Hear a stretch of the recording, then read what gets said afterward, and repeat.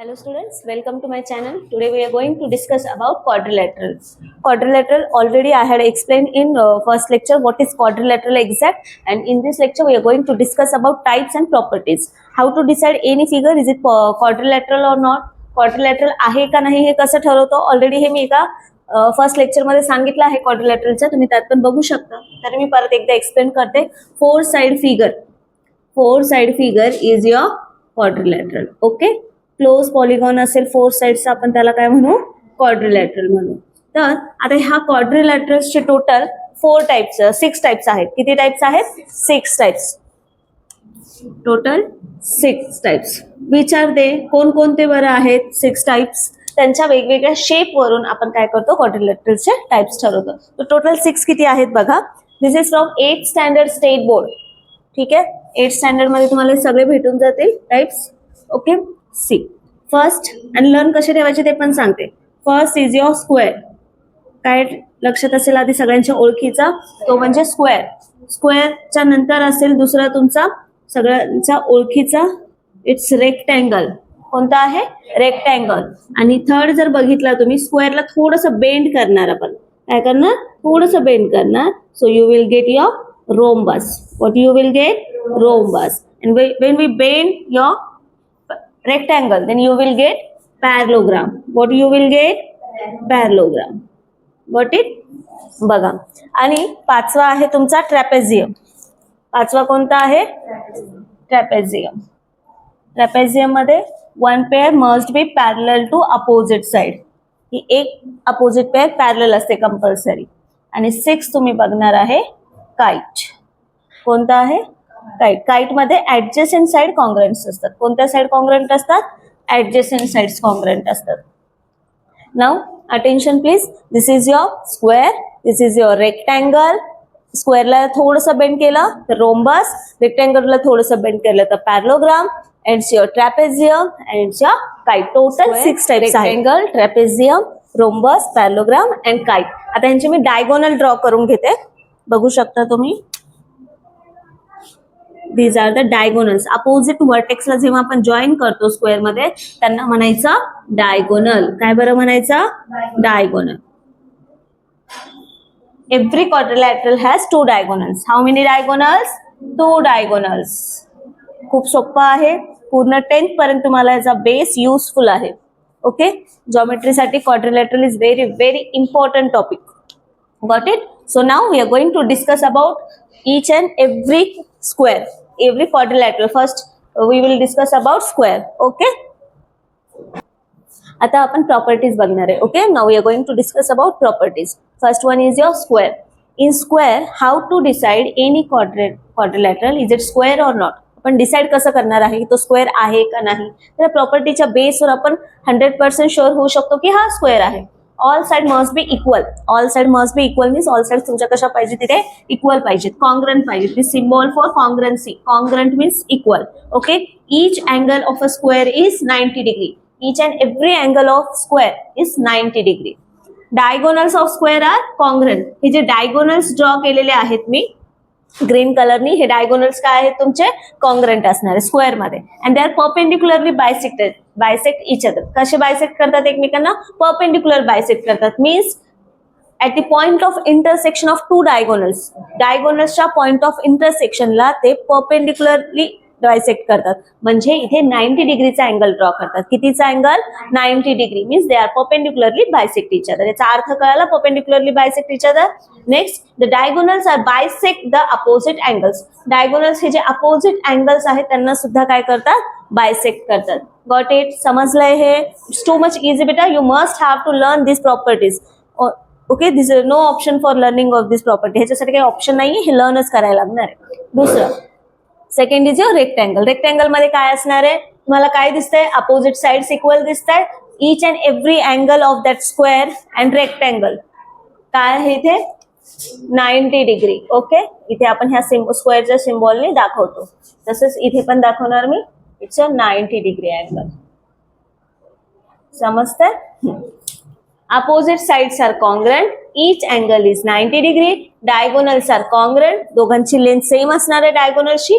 And diagonals are bisect each other. एकमेकांना ते bisect करतात. याचा अर्थ हे असे इक्वल तुकड्यांमध्ये एकमेकांना डिवाइड करतात. समजतंय? It's too much easy. Okay, done. आता ह्याच्यामध्ये सगळ्यात महत्वाची नोट सांगणार आहे मी तुम्हाला. इथे परपेंडिक्युलरली बायसेक्ट करतात डायगोनल्स आणि इथे नाही करत. हे ओळखायचं कसं? जर लर्न जरी असलं तरी एखाद वेळेस कन्फ्युजन होण्याचे चान्सेस आहेत. ठीक आहे, 10% तरी चान्सेस आहेत की आपलं रॉंग होऊ शकतं. मग त्यावेळी एक कन्सेप्ट लक्षात ठेवायचा. कोणता कन्सेप्ट लक्षात ठेवायचा बघा.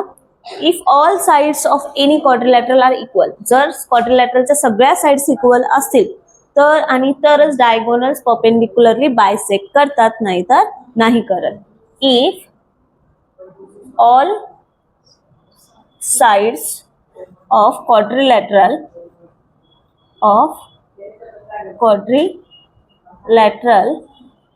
then only